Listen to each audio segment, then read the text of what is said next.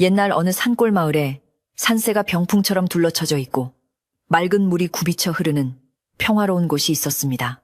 이 마을은 워낙 깊은 산속에 자리 잡고 있어서 세상에 소란스러운 일들이 쉽게 닿지 않는 조용한 곳이었는데, 마을 어귀에는 수령이 오래된 느티나무 한 그루가 든든하게 서서 오가는 사람들을 지켜보고 있었습니다. 계절이 바뀔 때마다 사는 옷을 갈아입었고, 봄에는 진달래가 붉게 피어나고, 가을에는 단풍이 온 산을 불태우듯 물들이는 아름다운 풍경이 펼쳐졌습니다. 사람들은 그저 해가 뜨면 밭에 나가 일하고, 해가 지면 집으로 돌아와 가족들과 따뜻한 밥상을 마주하는 소박한 삶을 살고 있었으니, 마을에는 언제나 평온한 기운이 감돌았습니다. 그 마을에서도 유독 감나무가 많이 심어진 집이 있었는데, 가을이면 주홍빛 감들이 주렁주렁 매달려 담장 밖까지 풍요로움을 자랑하는 기와집이었습니다. 이 집의 주인은 강선비라는 젊은 학자였으나 그는 지금 집에 없었고, 안주인인 연화만이 홀로 집을 지키고 있었습니다. 연화는 마을 사람들에게 칭찬이 자자할 만큼 성품이 곱고 매사에 정성을 다하는 여인이었는데, 그녀의 단아한 모습은 마치 고요한 연못에 핀 한 송이 연꽃과도 같았습니다. 그녀는 매일 아침 일찍 일어나 마당을 쓸고 정화수를 떠놓고 남편의 무사 귀환을 빌며 하루를 시작하곤 했습니다. 집안 구석구석 그녀의 손길이 닿지 않은 곳이 없어서 주인 없는 집이라 해도 언제나 윤기가 흐르고 정갈했습니다. 연화가 이토록 정성스럽게 집을 가꾸는 이유는 오직 하나, 멀리 떠난 남편 강선비가 언제 돌아오더라도 편안하게 쉴 수 있도록 하기 위함이었습니다.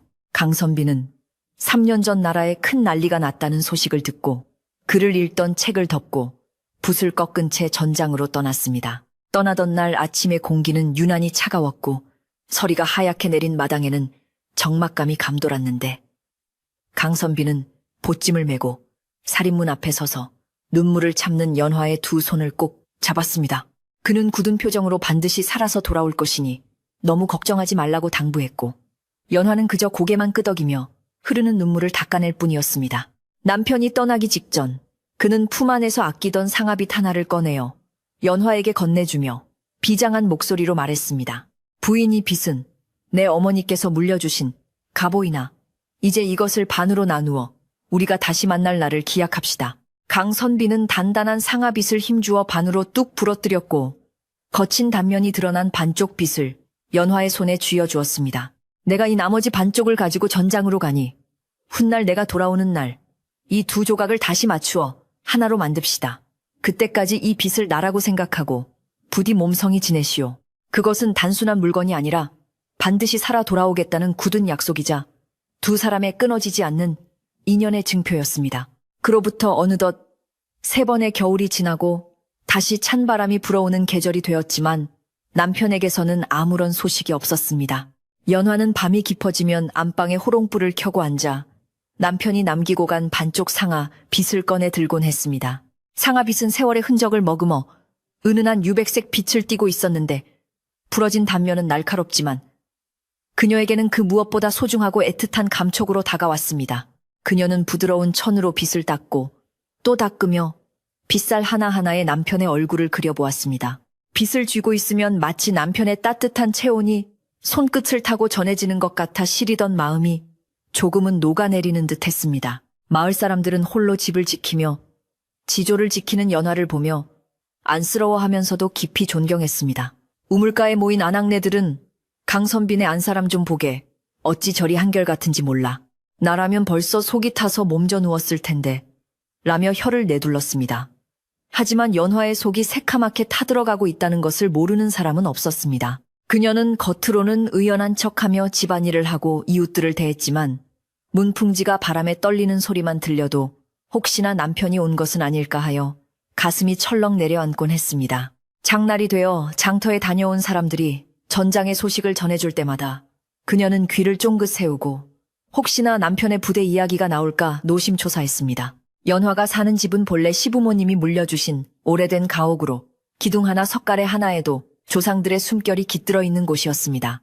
남편인 강선비는 외동아들로 태어나 부모님의 사랑을 듬뿍 받고 자랐으며 이 집에서 글을 읽고 자라나 과거를 준비하던 선비였습니다.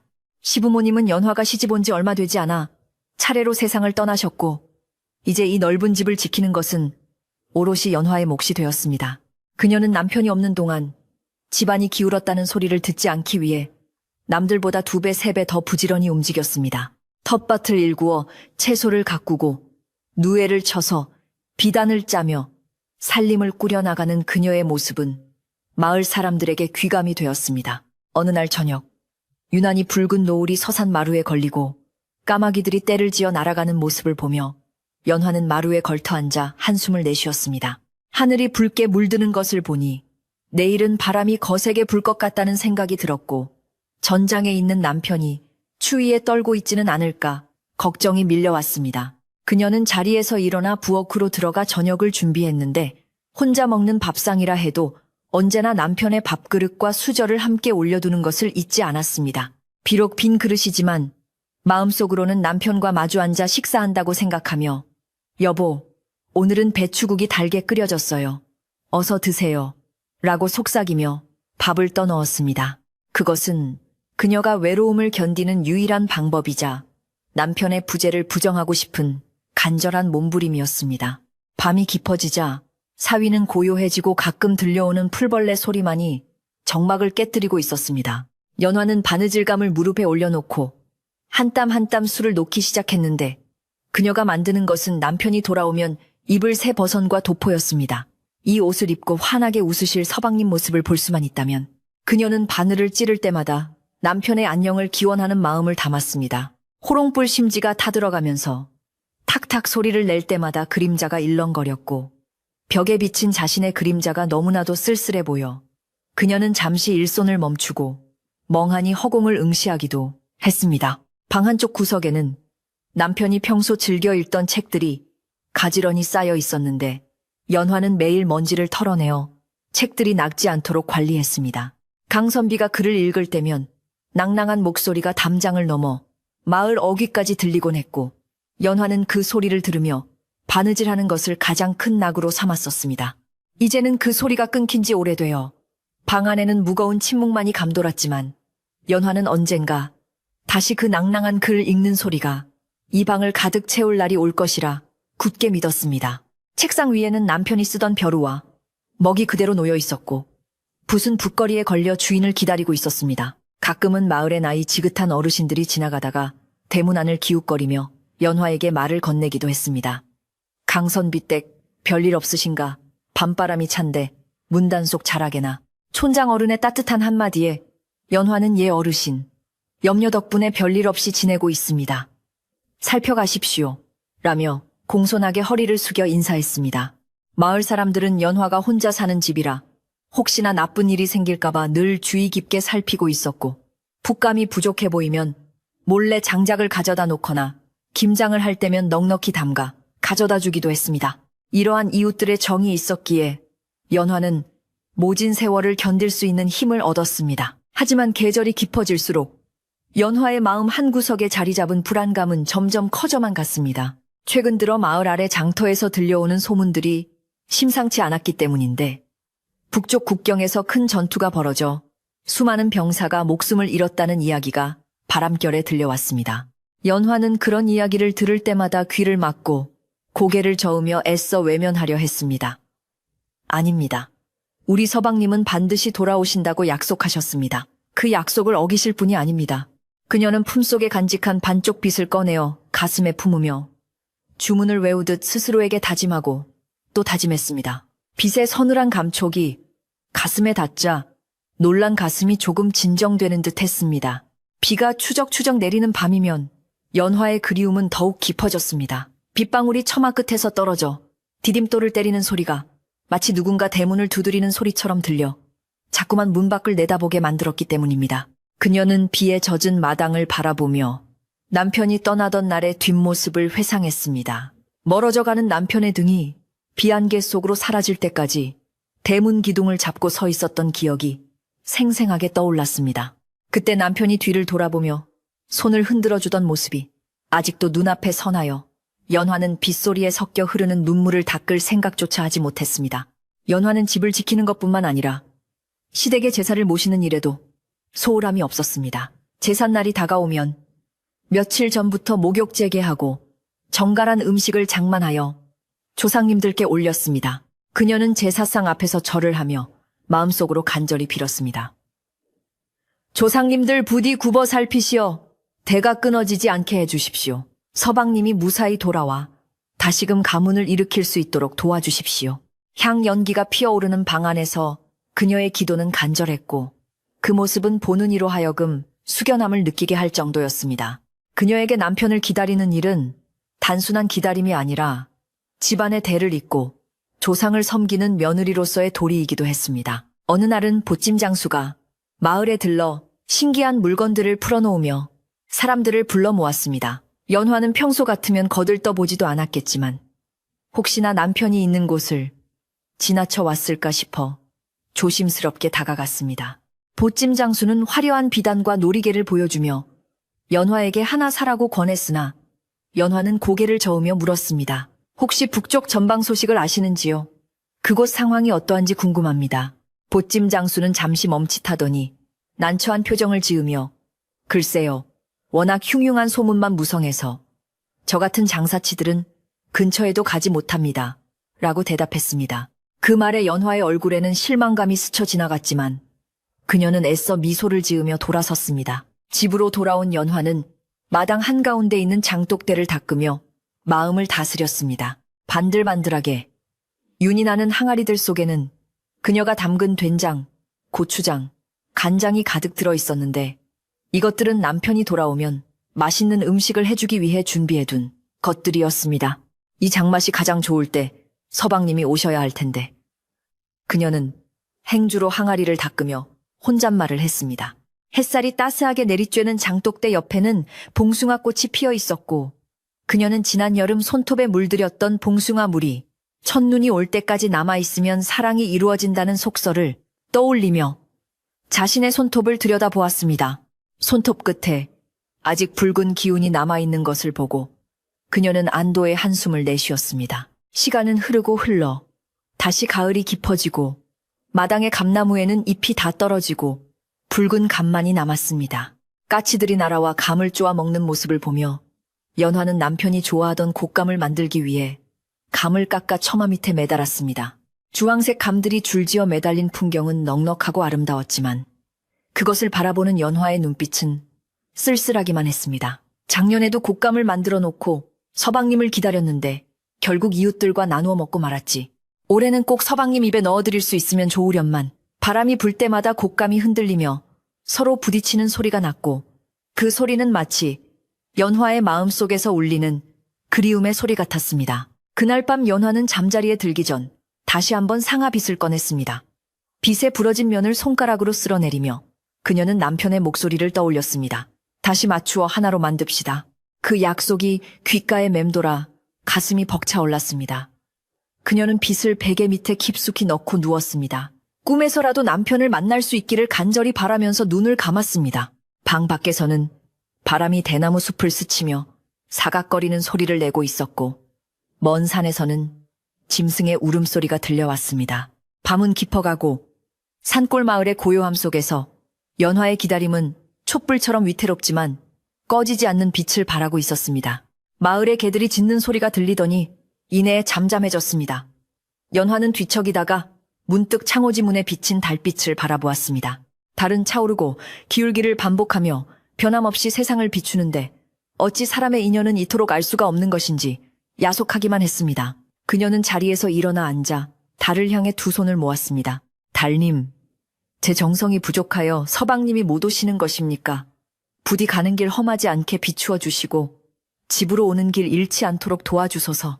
그녀의 기도는 밤새도록 이어졌고 달빛은 그녀의 갸름한 어깨 위로 소리 없이 내려앉아 그녀를 위로하는 듯 했습니다. 그렇게 하루하루를 보내던 어느 날 마을 입구 느티나무 아래에 낯선 사내가 나타나 마을을 기웃거리고 있었습니다. 옷차림은 남루하지 않았으나 눈빛이 교활해 보이고 걸음걸이가 거만한 사내였습니다. 그는 지나가는 마을 사람을 붙잡고 강선비의 집이 어디냐고 물었습니다. 마을 사람들은 낯선 이의 등장에 경계심을 품었지만 친척이라는 말에 손가락으로 감나무가 많은 집을 가리켜 주었습니다. 그 사내는 입가에 묘한 미소를 띠며 연화의 집 쪽으로 발걸음을 옮겼습니다.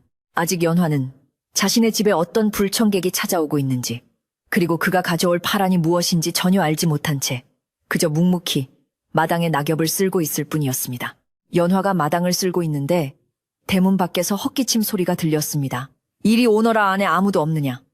낯설지만 어딘가 귀에 익은 듯한 목소리의 연화는 빗자루를 놓고 대문 쪽을 바라보았습니다. 살인문이 열리며 들어선 사내는 집안을 쭉 둘러보더니 만족스러운 표정을 지었습니다. 연화는 조심스럽게 물었습니다. 누구신지요? 댁을 잘못 찾아오신 듯 합니다만 사내는 갓을 고쳤으며 거만하게 대답했습니다. 나를 모르겠느냐? 강선비의 육촌 형님 되는 칠성이다. 오래전에 한번 본 적이 있을 터인데. 연화는 기억을 더듬어 보았지만 뚜렷하게 떠오르는 얼굴은 아니었습니다. 하지만 남편의 친척이라는 말에 문전박대할 수는 없어 공손히 예를 갖추어 그를 맞이했습니다. 칠성은 거들먹거리며 사랑방을 차지하고 앉더니 마치 자신이 이 집의 주인이라도 된 양 행세하기 시작했습니다.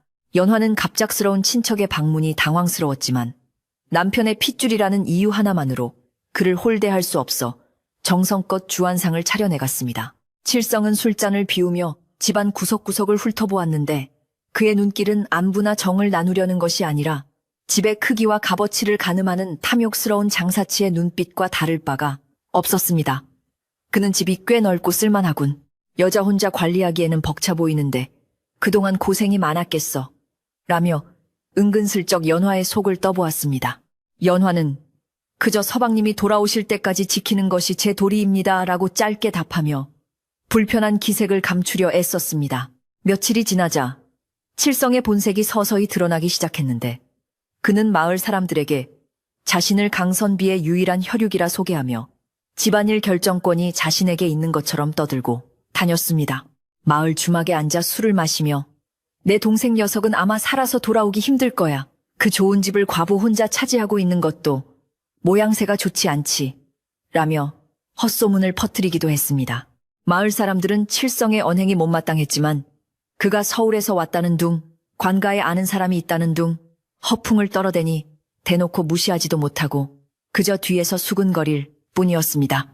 평화롭던 마을에 칠성이라는 돌 하나가 던져지자 잔잔했던 연못에 흙탕물이 일기 시작한 것입니다. 설상가상으로 마을 아래 장터에서 들려오는 소문은 더욱 흉흉해져만 갔는데 북쪽 전장에서 패전 소식이 잇따라 들려왔기 때문입니다.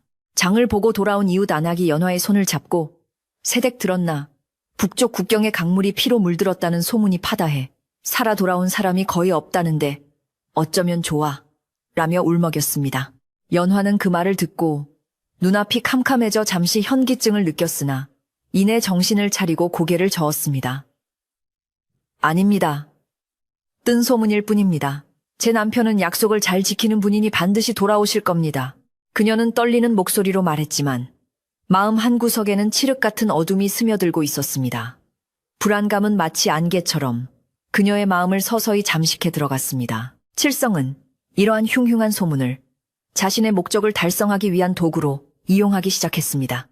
그는 연화에게 다가와 짐짓 걱정하는 척하며 말을 건넸습니다. 재수씨 들리는 소문에 의하면 동생이 속한 부대가 전멸했다고 하더이다. 이제 그만 미련을 버리고 현실을 생각해야지. 젊은 나이에 청산과부로 늙어 죽을 셈이요.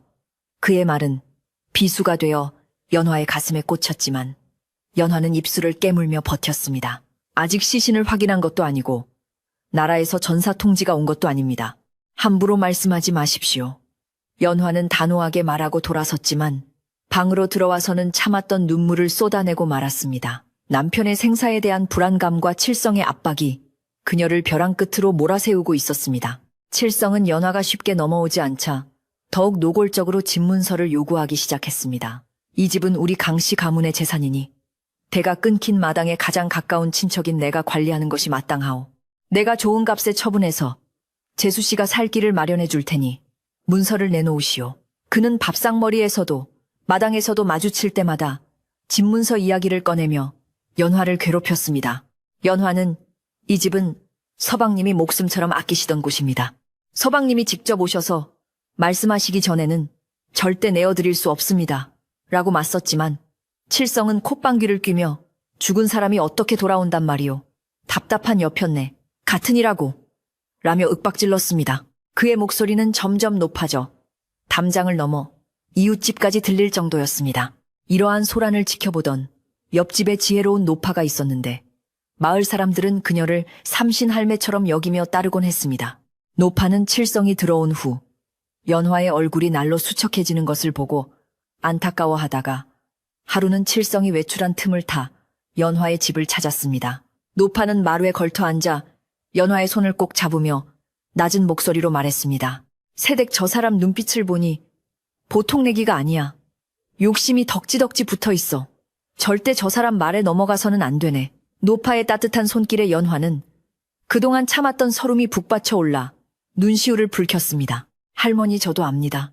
하지만 자꾸 서방님이 돌아가셨다고 하니 제 마음이 흔들릴 때가 있습니다. 노파는 연화의 품속을 가리키며 단호하게 말했습니다.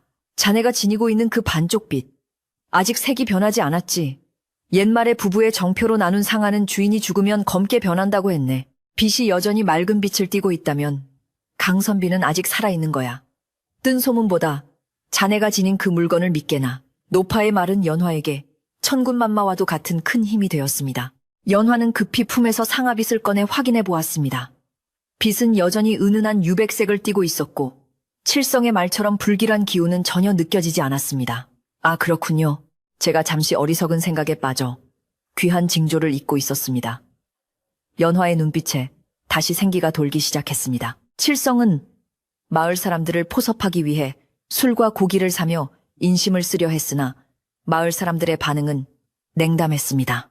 남의 집 제사상에 감나라, 배나라 하더니 이제는 멀쩡히 살아있을지도 모르는 사람을 죽은 사람 취급하며 집을 팔아먹으려 하다니 마을 어른들은 혀를 차며 칠성을 피해 다녔습니다. 하지만 칠성은 아랑곳하지 않고 오히려 마을 밖에서 낯선 거간꾼들을 데리고 와 집을 보여주며 흥정을 하기도 했습니다.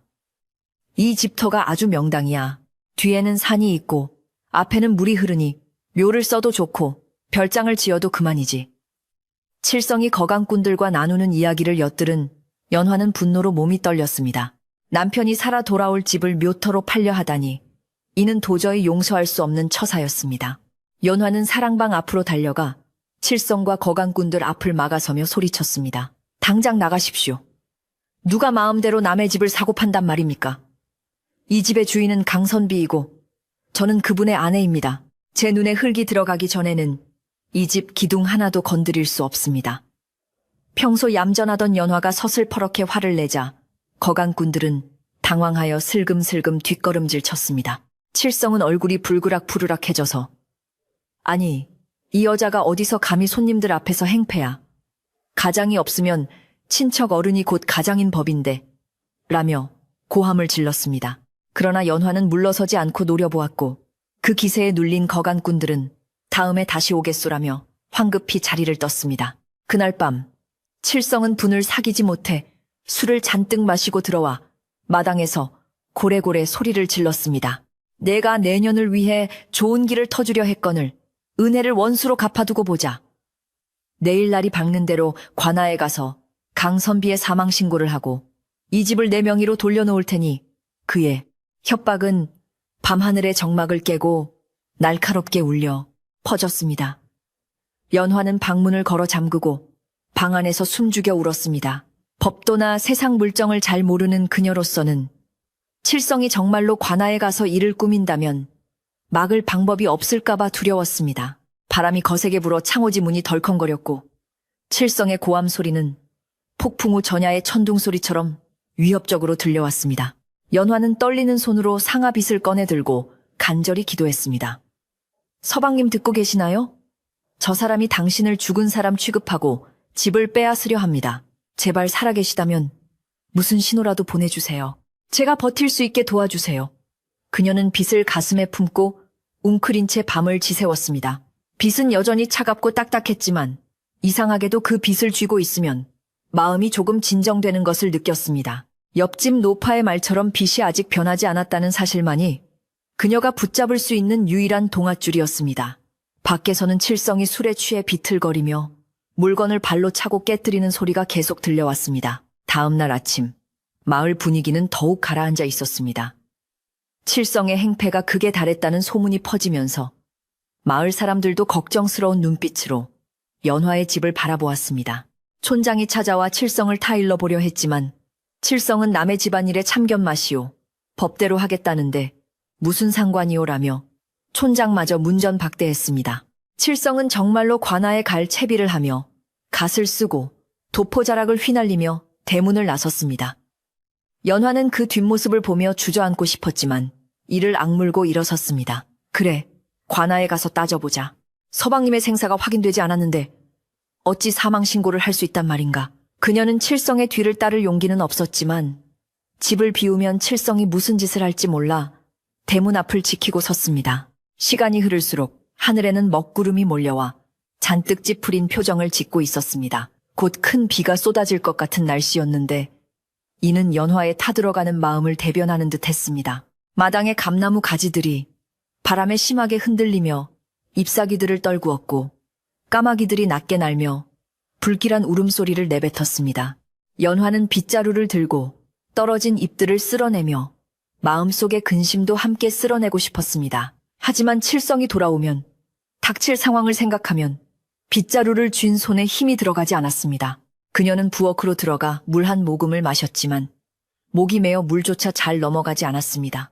오후 늦게 칠성이 돌아왔는데 그의 표정은 의기양양해 보였습니다. 그는 들어오자마자 마루에 대자로 눕더니 관아서리가 말하길 전쟁통에 3년이나 소식이 없으면 죽은 것으로 간주할 수 있다더군. 절차를 밟고 왔으니 이제 며칠만 있으면 이 집은 내 것이야 라며 비릿한 웃음을 흘렸습니다. 연화는 그 말을 듣고 가슴이 무너져 내리는 것 같았습니다. 정말로 세상법이 그리 야박한 것인지 아니면 칠성이 거짓말을 하는 것인지 알 수 없었지만 그의 당당한 태도에 기가 눌리고 말았습니다. 하늘이 무심하시지 않다면 이럴 수는 없어. 연화는 속으로 절규했습니다. 저녁이 되자 비가 한두 방울씩 떨어지기 시작하더니 이내 장대비로 변해 세상을 집어삼킬 듯 쏟아져 내렸습니다. 천둥과 번개가 번갈아치며 산골 마을을 뒤흔들었고 칠성은 비 오는 날 술맛이 좋다며 또다시 술상을 봐오라고 소리쳤습니다. 연화는 묵묵히 술상을 차려 사랑방에 넣어주고는 황급히 안방으로 돌아왔습니다. 빗소리가 너무 커서 칠성의 고함 소리가 묻히는 것이 그나마 다행이라면 다행이었습니다. 그녀는 방문을 굳게 닫고 이불을 뒤집었었지만 칠성의 탐욕스러운 눈빛과 거강꾼들의 말소리가 귓가에 맴돌아 괴로웠습니다. 이때 옆집 노파가 빗속을 뚫고 살인문 쪽으로 다가와 기척을 냈습니다. 연화가 놀라 나가보니 노파는 비에 젖은 채 보자기에 싼 무언가를 내밀었습니다. 이건 팥시루떡일세. 오늘이 자네 시어머니 기일 아닌가. 정신없어서 잊었을까봐 조금 쪄왔네. 귀신도 팥을 무서워하고 사람 귀신인 저놈도 팥을 싫어할 게야. 이걸 상에 올리고 마음 단단히 먹게. 연화는 그제야 오늘이 시어머니 제삿날임을 깨닫고 자신의 불효를 자책했습니다. 칠성의 등살에 밀려 시어머니 제사조차 잊고 있었던 것입니다. 할머니, 정말 감사합니다.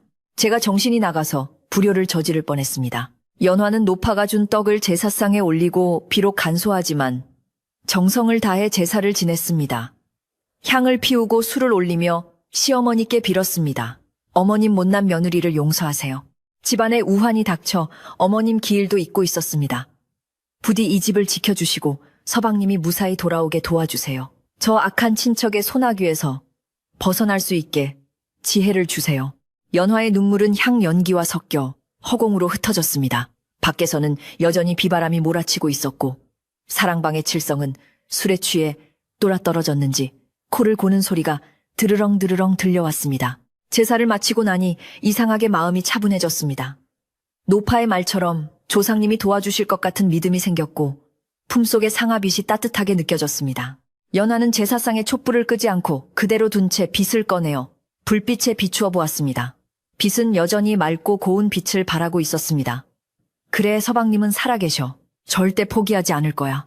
그녀는 빛을 닦으며 스스로에게 최면을 걸듯 속삭였습니다. 빗줄기는 점점 굵어지고 밤은 깊어가는데 연화의 방에 켜진 촛불만이 폭풍우 속의 등대처럼 흔들리면서도 꺼지지 않고 타오르고 있었습니다. 밤이 아주 깊어 자시스지가 넘어가자 비바람 소리 외에는 아무런 소리도 들리지 않는 깊은 침묵이 찾아왔습니다.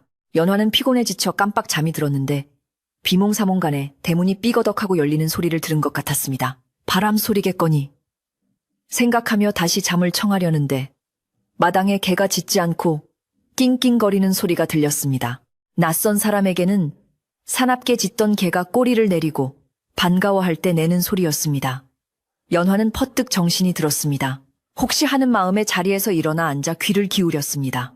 저벅저벅 빗물을 밟으며 누군가 안채로 걸어오는 발자국 소리가 분명하게 들려왔습니다. 발자국 소리는 칠성의 것처럼 거칠고 비틀거리는 소리가 아니라 신중하고도 힘있는 걸음걸이였습니다. 연화의 심장은 터질 듯이 뛰기 시작했습니다. 그 걸음걸이는 그녀가 그토록 기다리던 남편의 발소리와 너무나 흡사했습니다. 방문 앞에 그림자가 드리워지고 잠시 망설이는 듯한 기색이 느껴졌습니다. 연화는 숨을 죽이고 문 쪽을 응시했습니다. 문고리가 천천히 돌아가고 드디어 문이 스르르 열리기 시작했습니다. 차가운 밤 공기와 함께 비냄새가 방 안으로 밀려 들어왔고 그 속에 섞인 익숙한 향기가 연화의 코끝을 스쳤습니다. 문 밖에는 번개가 번쩍이며 순간적으로 마당을 대낮처럼 환하게 비추었습니다.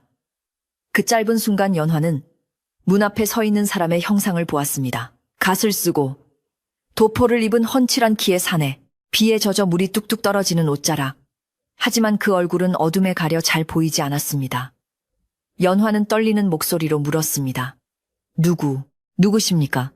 사내는 아무 말 없이 방 안으로 들어와 촛불 아래 얼굴을 드러냈습니다. 그 모습은 꿈에도 그리던 남편 강선비였지만 어딘가 모르게 낯선 기운이 감돌고 있었습니다. 창백한 얼굴에 깊게 패인 주름, 그리고 슬픔이 가득한 눈빛. 연화는 너무나 놀랍고 반가워 말문이 막혔습니다. 꿈인지 생시인지 분간할 수 없었지만 눈앞에 있는 사람은 분명 그녀의 남편이었습니다. 서방님, 드디어 오셨군요. 연화가 달려나가려 하자 남편은 손을 들어 제지했습니다. 그의 손은 얼음장처럼 차가워 보였고 옷에서는 흙냄새와 비냄새가 진동했습니다. 강선비는 힘없는 목소리로 입을 열었습니다. 부인네가 너무 늦게 왔소. 오는 길이 참으로 멀고 험하더이다. 그의 목소리는 물속에서 말하는 것처럼 울림이 있었고 공허하게 들렸습니다. 연화는 남편의 차가운 태도와 물에 젖은 모습에 잠시 당황했지만 3년 만에 돌아온 서방님을 눈앞에 두고 그런 것을 따질 겨를이 없었습니다. 그녀는 서둘러 아랫목에 깔아둔 보료를 권하며 앉기를 청했지만 강선비는 고개를 저으며 윗목 차가운 바닥에 그대로 앉았습니다. 그의 옷에서는 여전히 빗물이 뚝뚝 떨어져 방바닥을 적시고 있었는데 이상하게도 그 물기는 방바닥에 스며들지 않고 구슬처럼 맺혀 있을 뿐이었습니다. 연화는 수건을 가져와 남편의 얼굴과 손을 닦아주려 했으나 강선비는 부드럽게 그녀의 손을 밀어내며 그저 배가 너무 고프니 따뜻한 밥 한 끼만 지어주구려 라고 나직이 말했습니다. 그 목소리에는 깊은 허기와 알 수 없는 슬픔이 배어 있어 연화의 가슴을 아릿하게 만들었습니다. 연화는 황급히 부엌으로 달려가 불을 지피기 시작했는데 손이 떨려 부싯돌을 치는 것조차 쉽지 않았습니다. 칠성이 차지하고 있는 사랑방에서는 여전히 드르렁거리는 코골이 소리가 들려왔지만 지금 연화의 귀에는 그 소리가 전혀 들리지 않았습니다. 오직 안방에서 기다리고 있는 남편에게 따뜻한 밥을 먹여야 한다는 일념 하나로 가득 차 있었습니다. 부뚜막에 불길이 타오르자 차가운 부엌에 온기가 돌기 시작했고 연화는 쌀독에서 가장 좋은 쌀을 꺼내어 바가지에 담았습니다. 쌀을 씻는 물소리가 정적을 깨고 경쾌하게 울렸지만 그녀의 눈에서는 하염없이 눈물이 흐르고 있어 쌀 씻는 물과 섞여 들어갔습니다. 이것이 꿈이라면 제발 깨지 않기를, 이 순간이 영원하기를 그녀는 간절히 빌고 또 빌었습니다. 밥이 끓는 동안 연화는 찬장에서 아껴두었던 마른 반찬들을 꺼내고 장독대에서 퍼온 된장으로 국을 끓였습니다. 평소에는 칠성의 눈치를 보느라 마음껏 음식을 하지 못했지만 지금은 남편을 위해 무엇이라도 더 해주고 싶은 마음뿐이었습니다. 소뚜껑 사이로 구수한 밥 냄새가 퍼져나오자 연화는 잠시 행복한 착각에 빠졌습니다. 마치 전쟁이 일어나기 전 평화롭던 시절로 돌아가 남편의 저녁상을 차리는 듯한 기분이 들었기 때문입니다. 하지만 부엌 문틈으로 보이는 밤하늘은 여전히 칠흑같이 어둡고 비바람은 그칠 줄을 몰라 이것이 현실인지 꿈인지 분간하기 어려운 몽롱한 상태가 계속되었습니다. 그녀는 밥이 타지 않도록 불 조절을 하며 안방 쪽을 자꾸만 힐끔거렸습니다. 혹시나 밥을 다 짓고 갔는데 남편이 연기처럼 사라져버렸을까봐 두려웠기 때문입니다. 마침내 윤기가 흐르는 하얀 쌀밥과 구수한 배추, 된장국, 그리고 정갈한 반찬들이 소반 위에 차려졌습니다. 연화는 쟁반을 들고 조심스럽게 안방으로 들어갔는데 다행히 강선비는 처음 그 자세 그대로 앉아 연화를 기다리고 있었습니다. 촛불 그림자가 그의 얼굴에 일렁이며 묘한 분위기를 자아냈지만 연화를 바라보는 눈빛만은 예전처럼 다정하고 따뜻했습니다. 연화가 밥상을 내려놓자 강선비는 숟가락을 들기 전 잠시 밥상을 응시하더니 깊은 한숨을 내쉬었습니다. 부인이 밥상이 얼마나 그리웠는지 모르오. 전장에서는 흙먼지 섞인 주먹밥을 먹을 때마다 당신이 지어준 밥 생각에 목이 메곤 했소. 그 말에 연화는 참았던 울음을 터뜨리며 남편의 무릎에 얼굴을 묻었습니다. 강선비는 묵묵히 밥을 먹기 시작했는데 씹는 소리조차 들리지 않을 만큼 조용히, 그러나 아주 빠르게 그릇을 비워나갔습니다. 마치 오랫동안 굶주린 사람처럼 밥과 국을 비우는 모습을 보며 연화는 가슴이 미어지는 듯한 아픔을 느꼈습니다. 얼마나 배가 고팠을까, 그 험한 곳에서 얼마나 고생을 했을까 생각하니 억장이 무너지는 것 같았습니다. 그녀는 남편의 수저에 생선살을 발라 올려주며 천천히 드세요, 체하시겠어요. 더 드시고 싶으시면 얼마든지 더 지어오겠습니다. 라고 말했습니다. 강선비는 연화가 올려준 반찬을 먹으며 희미한 미소를 지어 보였지만 그 미소는 금방이라도 사라질 듯 위태로워 보였습니다. 그의 안색은 여전히 창백했고 밥을 먹어도 혈색이 돌아오지 않았습니다. 밥 한 그릇을 뚝딱 비운 강선비는 숭주까지 마신 후 수저를 내려놓았습니다. 그리고는 품속에서 무언가를 찾으려는 듯 손을 넣었다가 뺐는데 그의 손에는 아무것도 들려있지 않았습니다. 그는 잠시 당황한 기색을 보이다가 이내 평정을 되찾고 연화를 바라보았습니다. 부인, 내 정신 좀 보시오. 너무 급하게 오느라 중요한 것을 잊을 뻔했구려. 연화는 남편이 무엇을 찾는지 짐작이 갔습니다. 바로 떠날 때 가져갔던 반쪽 상아 빗일 것입니다. 연화는 자신의 품에서 반쪽 빗을 꺼내어 남편에게 보여주었습니다. 서방님, 저는 단 한순간도 이 빗을 몸에서 떼어놓은 적이 없습니다. 서방님의 반쪽은 어디에 있습니까? 이제 두 쪽을 맞춰보아야지요. 하지만 강선비는 고개를 가로저으며 슬픈 눈으로 연화의 빗을 바라보기만 했습니다. 내 빗은 나중에, 아주 나중에 보게 될 것이요. 지금은 그저 당신이 간직한 그 빗을 보고 싶었소. 그의 말은 알쏭달쏭하여 연화의 의구심을 자아냈습니다. 분명 떠날 때 다시 만나면 맞추어 보자고 약속했는데 왜 지금은 빗을 꺼내지 않는 것일까요? 연화는 남편의 옷소매를 잡으며 물었습니다. 서방님, 혹시 빗을 잃어버리셨습니까? 괜찮습니다. 서방님이 이렇게 살아 돌아오셨으니 빗 따위는 중요하지 않습니다. 그러나 강선비의 옷소매를 잡은 연화의 손끝에 전해진 감촉은 섬뜩할 정도로 차가웠습니다. 그것은 비에 젖은 차가움이 아니라 마치 겨울철 계곡의 얼음을 만지는 듯한 냉기였습니다. 연화가 놀라 손을 움찔하자 강선비는 씁쓸한 표정으로 자신의 옷매무새를 다듬었습니다. 부인, 내 몸이 많이 차갑지 않소. 밖에서 오랫동안 비를 맞아서 그러니 너무 놀라지 마시오. 그는 애써 변명했지만 연화는 직감적으로 무언가 잘못되었다는 것을 느꼈습니다. 남편의 눈동자에는 초점이 없었고 촛불이 흔들려도 그의 그림자는 벽에 뚜렷하게 맺히지 않았습니다. 게다가 방 안에는 남편의 숨소리가 전혀 들리지 않았습니다. 오직 밖에서 들려오는 빗소리와 자신의 거친 숨소리만이 방 안을 채우고 있었습니다. 연화의 등줄기에 식은땀이 흐르기 시작했습니다. 이 사람은 정말 내 남편이 맞는가? 아니면 그리움이 만들어낸 환영인가? 그때 사랑방 쪽에서 칠성이 잠꼬대를 하며 벽을 쿵 치는 소리가 들렸습니다. 강선비의 표정이 순식간에 굳어지며 사랑방 쪽을 노려보았습니다. 그의 눈빛에서 서슬퍼런 살기가 느껴져 연화는 숨을 죽였습니다. 저자가 우리 집을 어지럽히고 있구나. 조상님이 물려주신 터전을 욕심으로 더럽히고 내 아내를 핍박하다니 용서할 수 없는 일이다. 강선비의 목소리는 낮았지만 방 안의 공기를 얼어붙게 할 만큼 위압적이었습니다. 연화는 남편이 칠성에게 해를 가할까봐 겁이 났습니다. 서방님, 그냥 두세요. 내일 날이 밝으면 서방님이 오신 것을 보고 제 발로 나갈 것입니다. 연화가 말리자 강선비는 다시 온화한 표정으로 돌아와 고개를 끄덕였습니다. 그래, 부인 말이 맞소. 내일 아침이면 모든 것이 밝혀질 것이요. 그자는 자신의 탐욕에 대한 대가를 치르게 될 것이고 이 집은 다시 평온을 찾을 것이요. 강선비의 말은 확신에 차 있었지만 그 밝혀진다는 말이 구체적으로 무엇을 의미하는지 연화는 알 수 없었습니다. 강선비는 자리에서 일어나 방안을 천천히 둘러보았습니다. 벽에 걸린 붓쌓여 있는 책들, 그리고 연화가 수놓던 버선까지 하나하나 눈에 담았습니다. 부인 고맙소. 내가 없는 동안 집안을 이토록 정갈하게 지켜주어 정말 고맙소. 당신의 정성이 하늘에 닿아 내가 오늘 밤 이렇게라도 올 수 있었던 것이요. 그의 말투는 마치 먼 길을 떠나는 사람의 작별 인사처럼 들렸습니다. 연화는 불안한 마음에 남편의 앞을 막아서며 말했습니다. 어디 가시려고 그러십니까? 이제 오셨으니 저와 함께 여기서 사셔야지요. 날이 밝으면 마을 사람들에게 인사도 하고 칠성 아저씨도 쫓아내고 다시 예전처럼 오순도순 살아야지요.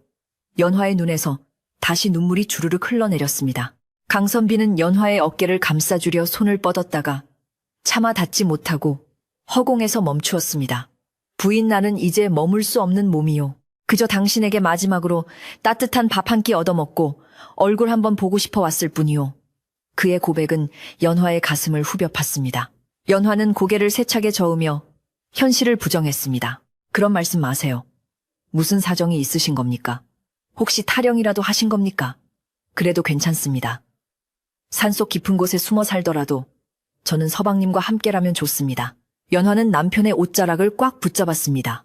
이번에는 놓치지 않겠다는 듯 손가락 마디가 하얗게 질릴 정도로 힘을 주었습니다. 하지만 강선비의 옷자락은 물기만 가득할 뿐 실체가 없는 안개처럼 느껴지기 시작했습니다. 연화는 공포와 슬픔이 뒤섞인 감정에 휩싸여 소리쳤습니다. 제발 가지 마세요. 저 혼자 두고 어떻게 또 가시렵니까? 그녀의 절규는 빗소리에 묻혀 밖으로 새어나가지 못했습니다. 강선비는 슬픈 눈으로 연화를 내려다보며 말했습니다. 부인 내 말을 잘 들으시오.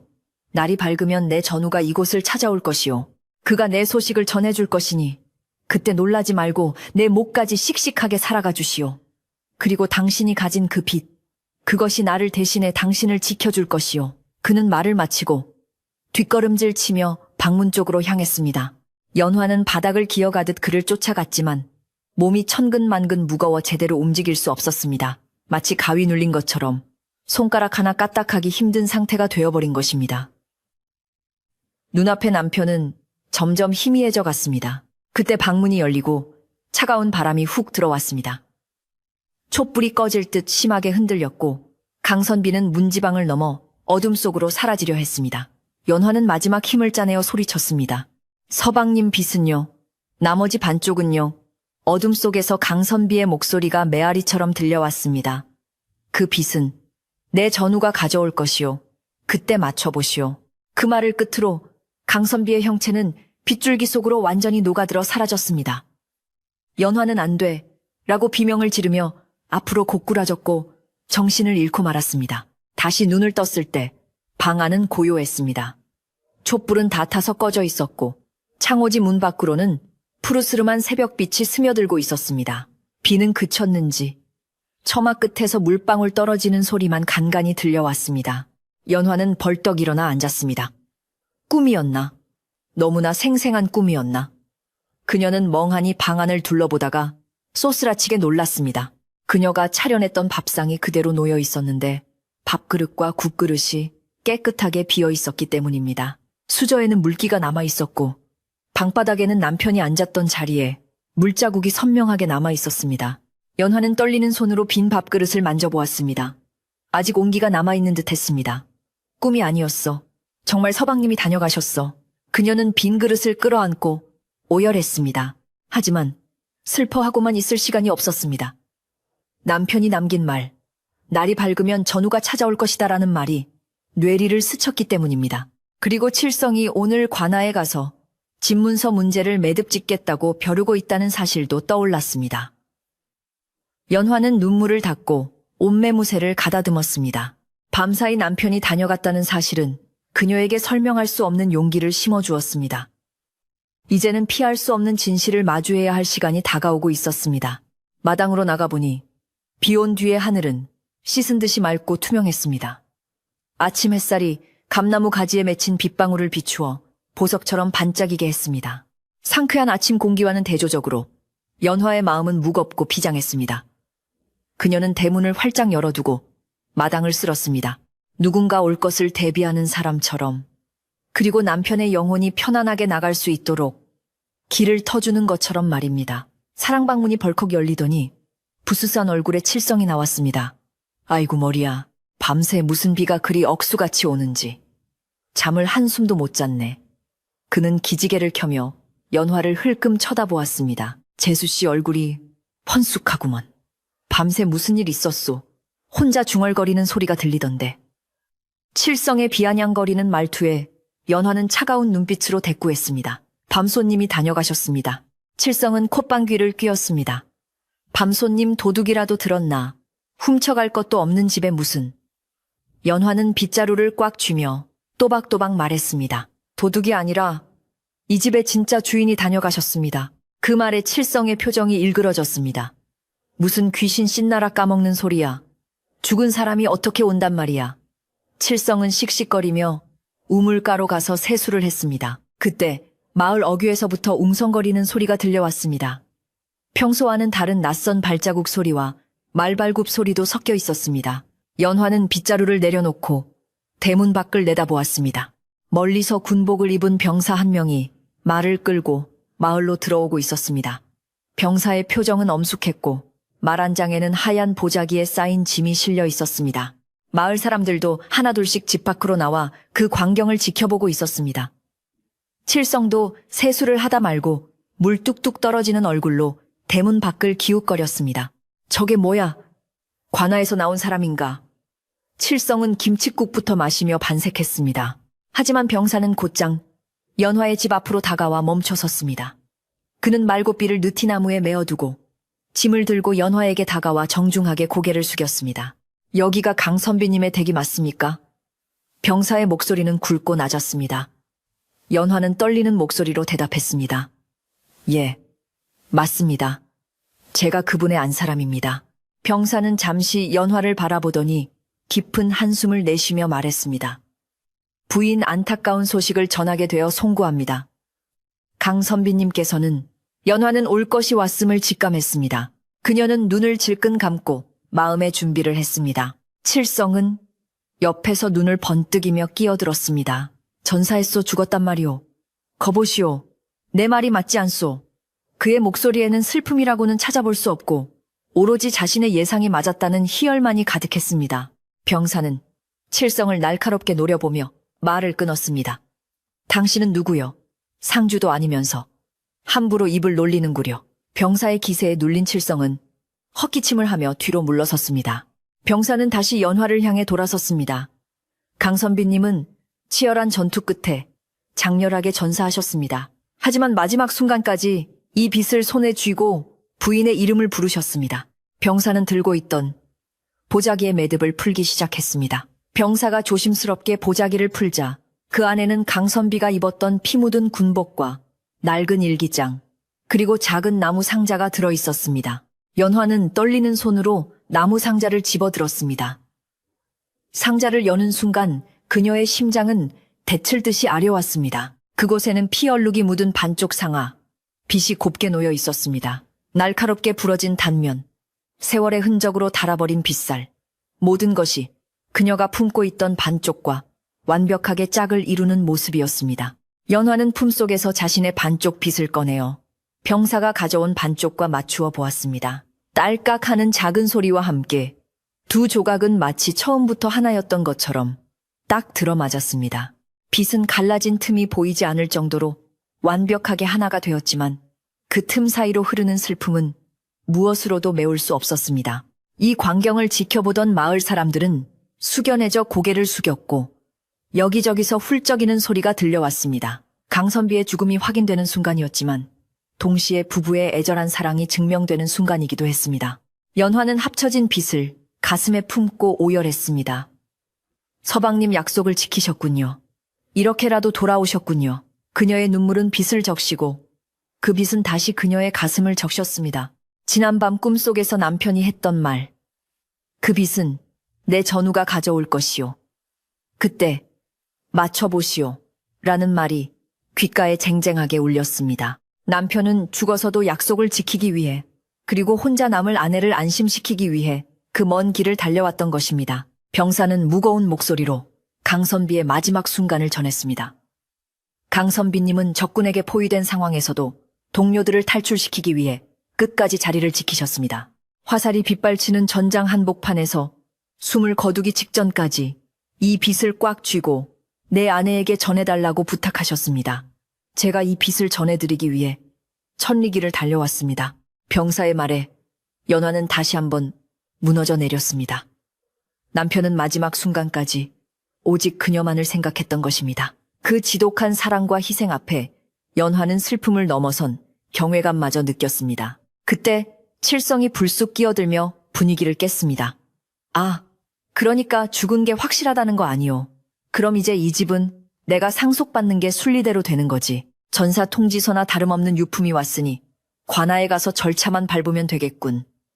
그는 남편의 죽음을 애도하기는커녕 오직 재산에만 눈이 멀어 뻔뻔한 소리를 늘어놓았습니다. 마을 사람들은 칠성의 폐륜적인 언행에 분노하며 웅성거렸습니다. 촌장 어른이 나서서 호통을 쳤습니다. 이복의 사람이 죽었는데 어찌 그리 매정할 수 있나.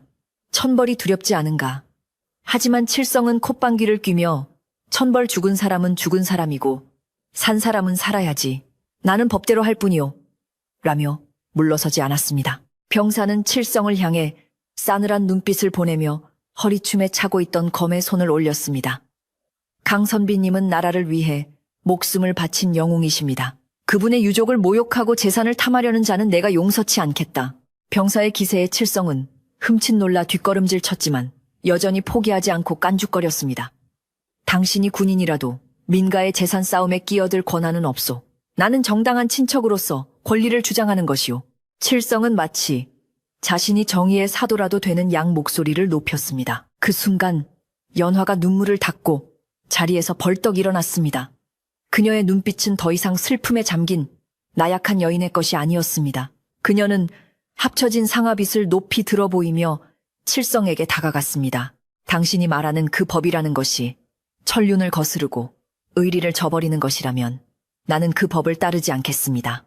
이 빗을 보십시오. 서방님과 제가 나눈 약속의 증표이자 이 집의 진정한 주인임을 증명하는 물건입니다. 서방님은 어젯밤 제 꿈에 오셔서 이 집을 지켜달라 당부하셨습니다. 당신 같은 탐욕스러운 자에게 이 집을 넘길 수는 없습니다. 연화의 목소리는 떨렸지만 단호했고 마당에 모인 모든 사람들의 가슴을 울렸습니다. 연화는 계속해서 말을 이었습니다. 그리고 당신 강선비의 먼 친척이라고 했지요. 하지만 제가 시부모님을 모시고 살 때 한 번도 당신 이야기를 들어본 적이 없습니다. 족보를 따져봅시다. 정말 당신이 이 집 재산을 물려받을 자격이 있는지 아니면 사기꾼에 불과한지 마을 어르신들 앞에서 명백히 가려봅시다. 연화의 당당한 태도에 칠성은 당황했습니다. 사실 칠성은 족보상으로 아주 먼 친척일 뿐 재산 상속권과는 거리가 먼 사람이었습니다. 그저 강선비가 외동아들이고 핏줄이 귀하다는 점을 악용하여 사기를 치려 했던 것입니다. 마을 촌장이 고개를 끄덕이며 나섰습니다. 그래, 새댁 말이 맞네. 우리 마을에는 대대로 내려오는 족보가 촌장인 나에게 있지. 지금 당장 족보를 가져와 확인해보세. 촌장의 말에 마을 청년들이 족보를 가지러 뛰어갔습니다. 칠성의 얼굴은 사색이 되었습니다. 거짓말이 들통날 위기에 처하자 그는 식은땀을 흘리며 눈동자를 굴렸습니다. 아니 굳이 족보까지. 나는 그저 조카가 죽었다니 안타까워서 도와주러 온 것뿐인데. 그는 횡설수설하며 슬금슬금 도망칠 구멍을 찾았습니다. 잠시 후 청년들이 두꺼운 족보책을 들고 돌아왔습니다. 촌장은 돋보기를 쓰고 족보를 꼼꼼히 살폈습니다. 어디 보자. 강씨 가문의 파팔가. 옳지. 여기 있구먼. 강선비의 아버지는 외동이었고 그 위로 올라가도 자네 이름은 어디에도 없는데 칠성이라. 칠성이라는 이름은 아예 족보에 실리지도 않았어. 촌장의 호통에 마을 사람들은 그러면 그렇지 하며 칠성을 향해 손가락질을 해댔습니다. 남의 제사상 엎으러 온 사기꾼 놈 당장 멍석마리를 해서 쫓아내야 해. 분노한 마을 사람들의 목소리가 높아졌습니다. 칠성은 이제 완전히 궁지에 몰렸습니다. 병사는 검집에서 검을 반쯤 뽑으며 관아에 끌고 가서 곤장을 맞게 해야 정신을 차리겠느냐, 아니면 지금 당장 쥐도 새도 모르게 사라지겠느냐 라고 위협했습니다. 칠성은 아이고 잘못했습니다. 다시는 얼씬도 하지 않겠습니다 라고 비명을 지르며 납작 엎드렸습니다. 그는 갓도 챙기지 못한 채 신발 한 짝이 벗겨지는 것도 모르고 허둥지둥 대문 밖으로 도망쳤습니다. 마을 개들이 칠성의 뒤를 쫓으며 지저댔고 아이들은 돌을 던지며 그를 마을 밖으로 쫓아냈습니다. 탐욕으로 얼룩진 소동은 그렇게 싱겁게 막을 내렸습니다. 소란이 가라앉고 나자 마당에는 다시 정적이 찾아왔습니다. 연화는 그제야 다리에 힘이 풀려 자리에 주저앉았습니다.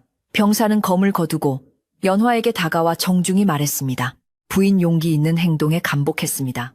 강선비님도 하늘에서 기뻐하실 겁니다. 그리고 강선비님의 전사 보상금이 나올 예정이니 생활에는 큰 어려움이 없을 것입니다. 이 집은 부인이 지키셔야 합니다. 연화는 병사에게 깊이 고개를 숙여 감사를 표했습니다. 먼 길 오시느라 고생하셨습니다. 덕분에 서방님의 마지막 뜻을 지킬 수 있었습니다. 정말 감사합니다.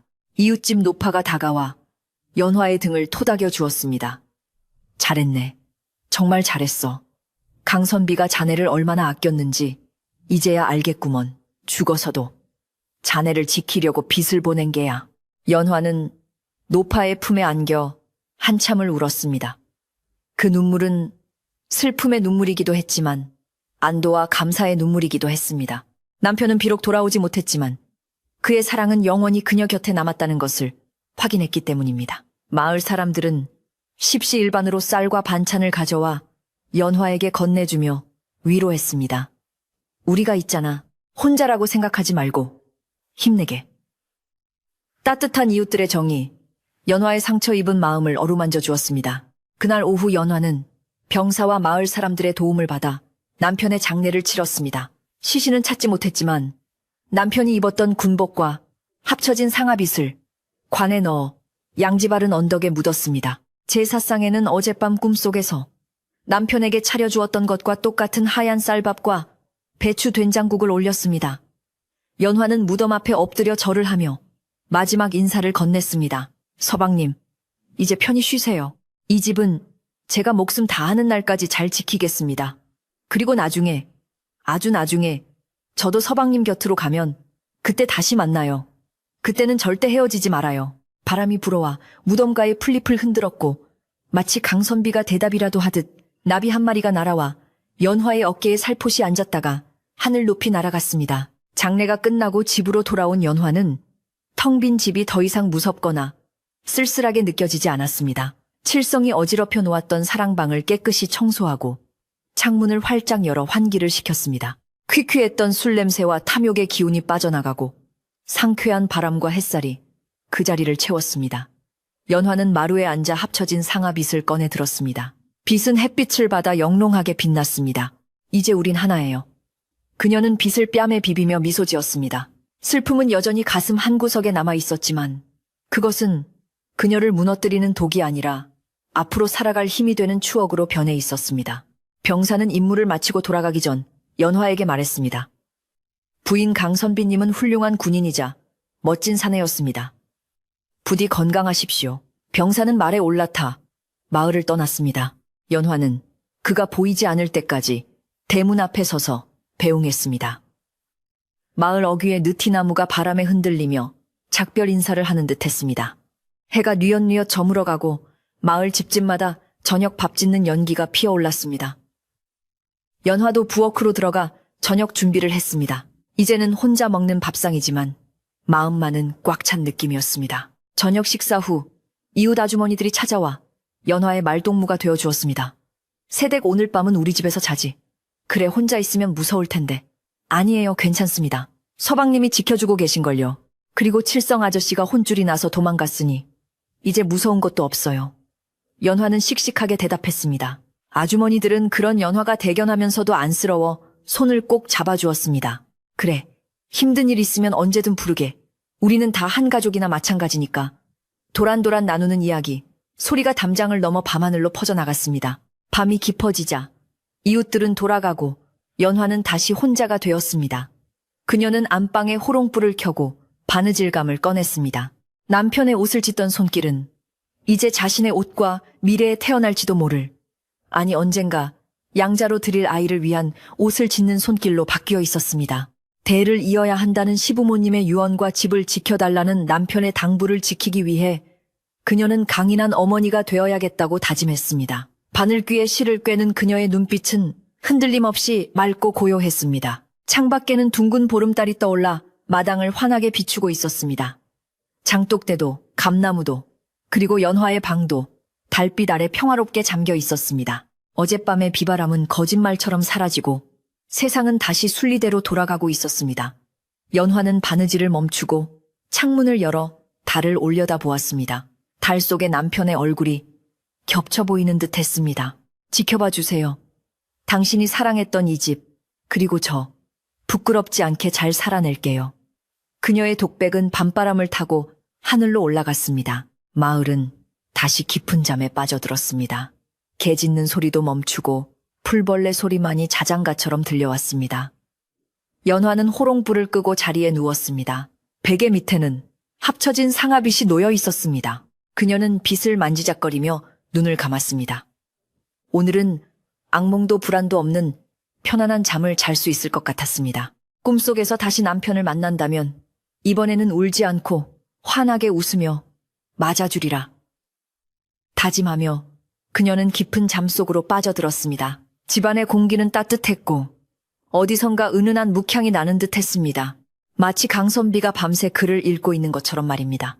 세월은 유수와 같아 슬픔으로 가득 찼던 그 해. 겨울이 지나고 어느덧 언 땅이 녹으며 따스한 봄 기운이 대지를 감싸기 시작했습니다. 연화의 집 마당에 서 있는 감나무에도 연두빛 새순이 돋아나고 돌담 틈새에는 이름 모를 야생화들이 고개를 내밀며 생명의 기운을 뽐내고 있었습니다. 연화는 남편을 잃은 슬픔을 가슴 깊은 곳에 묻어두고 남편이 그토록 지키고자 했던 이 집과 가문을 위해 다시금 일어설 힘을 냈습니다. 그녀는 매일 아침 합쳐진 상아빗을 꺼내어 정성스럽게 닦는 것으로 하루를 시작했는데 이는 마치 남편과 아침 인사를 나누는 그녀만의 신성한 의식이었습니다. 빗을 닦을 때마다 남편의 따뜻한 미소가 떠올라 그녀는 하루를 살아갈 단단한 용기를 얻곤 했습니다. 연화의 부지런함은 마을에서도 정평이 나 있었지만 혼자가 된 이후로는 더욱 억척스럽게 살림을 꾸려나갔습니다. 남편이 남겨준 전사보상금이 있었지만 그녀는 그것을 함부로 쓰지 않고 훗날을 위해 고이 모아두었습니다. 대신 직접 밭을 갈아 농작물을 심고 산에 올라 나무를 캐며 밤에는 호롱불 아래서 길쌈을 하여 재산을 조금씩 불려나갔습니다. 그녀의 손끝에서 탄생한 명주와 모시는 워낙 곱고 질이 좋아 장터에서도 웃돈을 주고 사갈 정도였는데 사람들은 그녀를 보며 강선비가 사람 보는 눈은 있었어. 저런 여장부가 집을 지키니 그 집안은 절대 망하지 않을 게야. 라고 입을 모아 칭찬했습니다. 집안 곳곳은 그녀의 손길이 닿아 반들반들 윤이 났고 곳간에는 쌀가마니가 차곡차곡 쌓여갔습니다. 이웃 사람들도 연화를 더 이상 안쓰러운 과부로만 대하지 않고 마을에 존경받는 일원으로 대우해 주었습니다. 연화는 자신이 받은 도움을 잊지 않고 마을에 어려운 일이 생길 때마다 앞장서서 베풀었습니다. 흉년이 들어 끼니를 잊지 못하는 이웃이 있으면 몰래 쌀자루를 가져다 놓기도 하고 혼례나 장례 같은 큰일이 있을 때는 자신의 집그릇과 일손을 아끼지 않고 빌려주었습니다. 특히 옆집 노파와는 친정어머니와 딸처럼 지내며 서로의 외로움을 달래주었는데 노파는 연화가 만든 음식을 맛볼 때마다 이 맛을 강선비가 계속 봤어야 했는데 하며 눈시울을 붉히곤 했습니다. 그럴 때마다 연화는 빙그레 웃으며 서방님 목까지 할머니가 많이 드시고 오래오래 사셔야지요 라고 위로했습니다. 계절이 몇 번이나 바뀌고 감나무에 감이 붉게 익어갈 무렵 연화는 집안의 대를 이을 중대한 결심을 하게 되었습니다. 남편과의 사이에서 자식을 얻지 못했기에 먼 친척 중에서 아이를 입양하여 양자로 삼기로 한 것입니다. 이는 시부모님의 유지를 받들고 남편의 제사를 모실 제주를 세우는 일이기도 했습니다.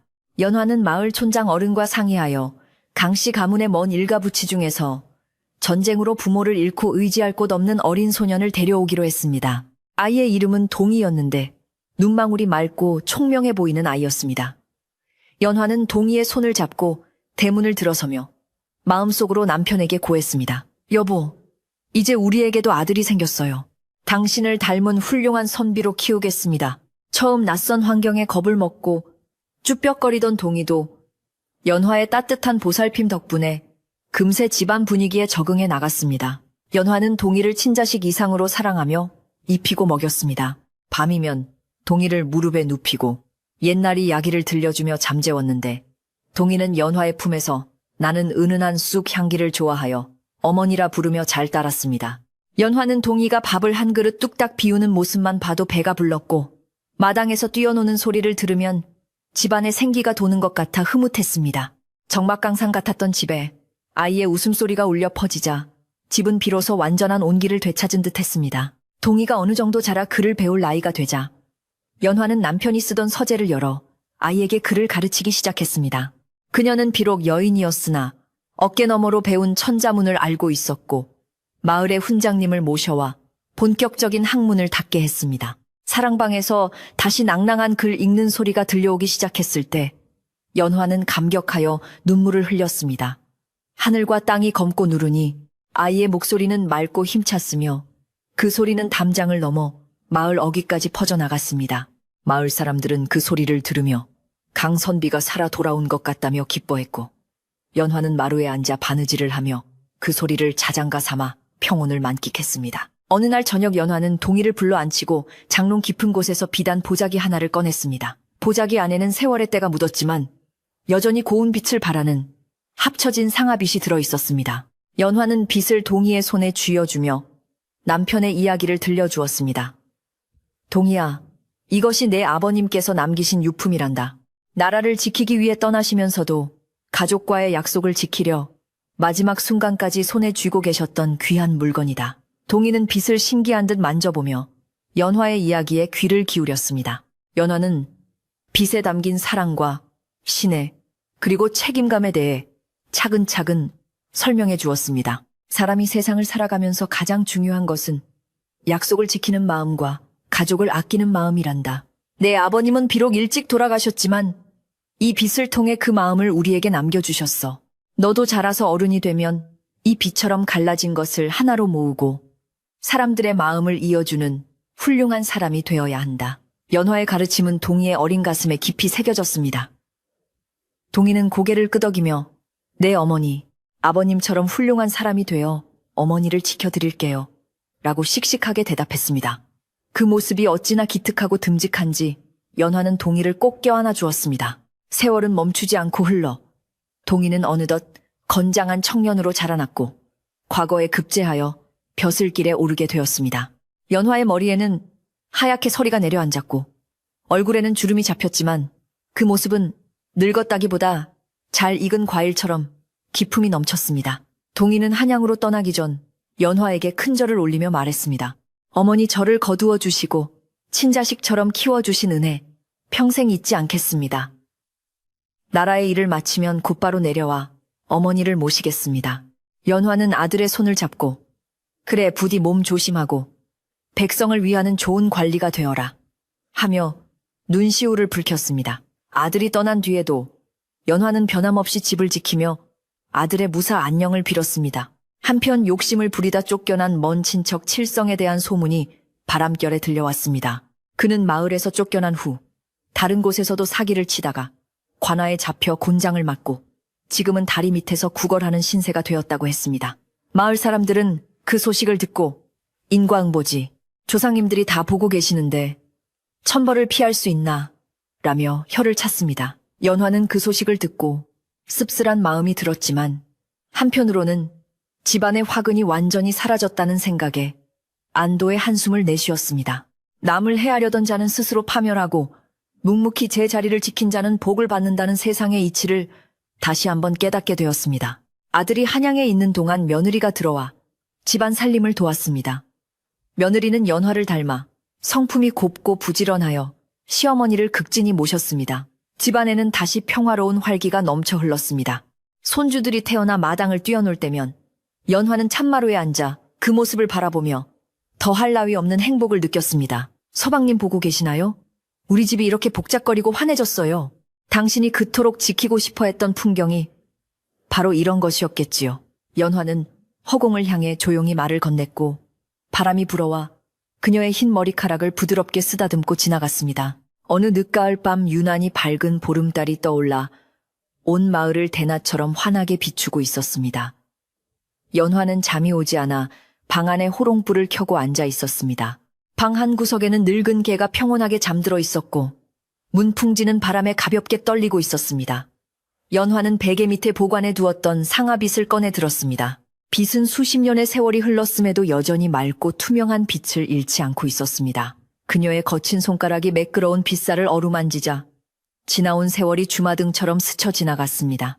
남편과의 짧았던 행복, 기나긴 기다림, 전쟁의 아픔, 그리고 아들을 키우며 느꼈던 보람까지. 이제 연화는 더 이상 슬프지 않았습니다.